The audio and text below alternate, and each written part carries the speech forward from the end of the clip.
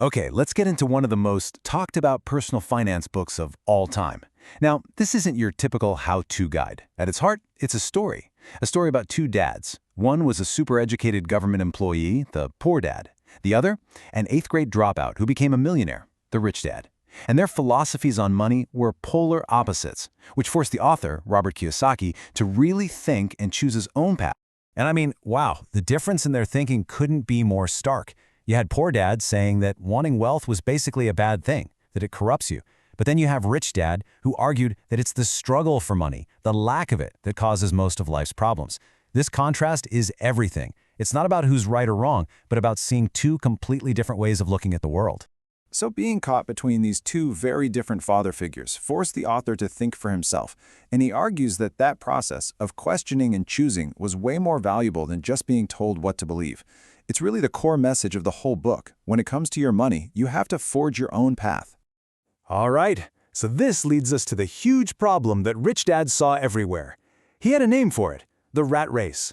You know, that endless cycle of working for money, but somehow never ever getting ahead. Just stuck on a hamster wheel. This quote right here, it just nails the heart of the trap. It's a life spent chasing a paycheck, chasing that next promotion, all for a feeling of job security.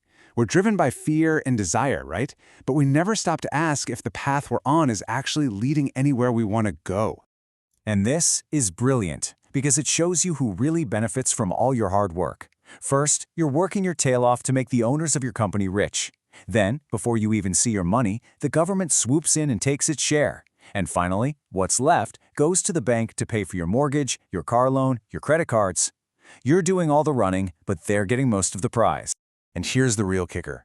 Most of us think, if I could just earn a little more money, everything would be okay. But what usually happens? A pay raise just bumps you into a higher tax bracket, and suddenly you feel like you can afford a bigger house or a fancier car. So more money comes in, but even more money goes out. The wheel just spins faster. That's the million-dollar question, isn't it? If working harder and earning more isn't the real answer, then what is? Well, the book says it all starts with one simple but incredibly powerful idea. And that brings us to what is, honestly, Rich Dad's most important lesson. This is the absolute key to everything. Just understanding the true difference between an asset and a liability is your first step off that hamster wheel. So forget all those complicated formal definitions you might have heard. Rich Dad's definition is just beautifully simple. It's all about cash flow. An asset is anything that puts money into your pocket. That's it. Simple as that. And a liability? Well, you guessed it, it does the exact opposite. A liability is anything that takes money out of your pocket. The direction the cash is flowing is the only thing that matters. Okay, so here's the absolute game changer. The big secret. The rich spend their lives buying things that put money in their pockets, assets. Everyone else? They spend their lives buying things that take money out of their pockets, liabilities.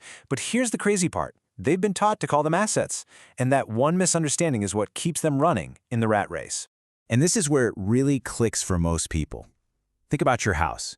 We're all taught it's our biggest asset, right? But according to Rich Dad, when you factor in the mortgage, the property taxes, the insurance, the repairs, it's constantly taking money out of your pocket. That makes it a liability. True assets are the things on the right, things that pay you to own them. So if the goal is to load up on assets, you're probably asking, well, how do I actually do that? Rich Dad lays out a kind of map for this. He calls it the cash flow quadrant. It's a simple tool to help you see where your money comes from and, more importantly, how you can change it. So what you're seeing here is a way to divide the world into 4 kinds of people based on one simple thing, how they earn their money. You've got E for employee, S for self-employed or small business, B for a big business owner, and I for investor. And each of these quadrants is really driven by a different core value, a different mindset. Employees, they're looking for security. The self-employed, they want independence, to be their own boss. Business owners are focused on building systems and creating wealth. And investors, they're after the ultimate prize, total financial freedom. But the real secret here, the big dividing line, is between the left side and the right side of this whole thing. If you're on the left side, as an employee or self-employed person, you work for money. But if you're on the right side, as a business owner or investor, you own systems and assets and your money works for you. The whole goal is to move from the left to the right. So you see, this isn't just some abstract theory. The book is really a call to action. It makes the case that financial freedom isn't a pipe dream, it's a choice. And that choice starts with financial education, learning the rules of the money game that the wealthy have been playing for generations. And this is probably the most empowering idea of all. Every single dollar that comes into your hands is a choice. It's a vote for the kind of future you want. You can use it to buy liabilities that keep you stuck, or you can use it to buy assets that build you a future of freedom. The choice is yours.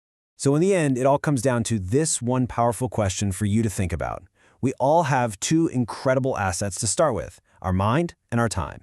The book's final message is that it's not about how much money you make right now. It's about how you choose to invest your mind in learning and your time in building assets. And that, according to Rich Dad, is what makes all the difference in the world.